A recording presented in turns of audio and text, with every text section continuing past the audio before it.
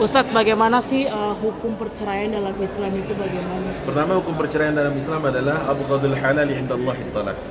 Hal yang halal tapi Allah benci adalah cerai. Itu dulu, pahami dengan baik.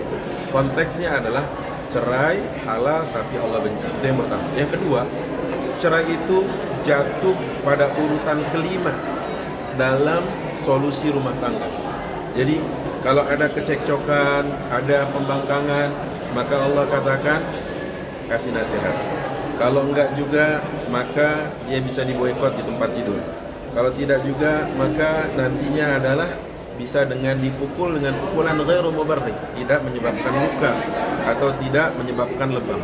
Yang selanjutnya, yang keempat adalah kalau masih nggak ada solusi, fab'atsu hakaman min ahli wa hakaman min ahliha.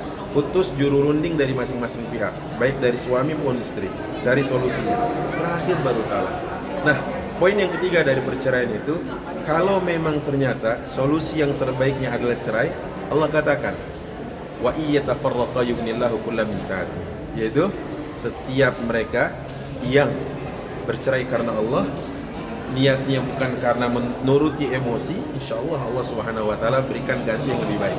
Jika istrinya kurang salihah, diganti dengan yang lebih salihah. Jika suaminya kurang bertanggung jawab, Allah kasih dengan suami yang lebih bertanggung jawab. Allah. Tapi kapan sih Ustaz sepasang suami istri ini diperbolehkan bercerai gitu? Pada saat memang alasannya adalah syar'i, itu alasannya. Sehingga kalau tidak ada alasan syar'i, perempuan itu kata Rasulullah, ayyumam ra'atin talabat min zawjiha talaqaha fa haramun 'alaiha raihatul jannah. Perempuan manapun, lihat, yang tidak berdasar dalam meminta cerai, maka haram baginya untuk mencium bau surga. Coba lihat, berarti alasannya harus syar'i. Jika alasannya tidak syar'i, maka pertahankan hidup rumah tangga ini. Kalau kasusnya kan sekarang ada yang ramai itu Irish Bella dan Amar Zoni Ustaz. Itu gimana Ustaz tanggapannya? Salahkah misalnya kan? Maksud saya kan Amar pas saat itu lagi posisi di bawah gitu Ustaz, terus digugat. Saya kenal kedua orang ini, ya. Saya kenal Amar, saya kenal juga Irish Bella, dan saya tetap mendoakan yang terbaik untuk keduanya. Saya doakan yang paling maslahat untuk keduanya. Tapi yang paling tahu tentang bagaimana rumah tangganya tetap mereka berdua. Dan saya tetap berharap berdoa kepada Allah, jika seandainya kelak, ya, yang terbaik adalah al-khairu khiratullah yang Allah pilihkan untuk mereka.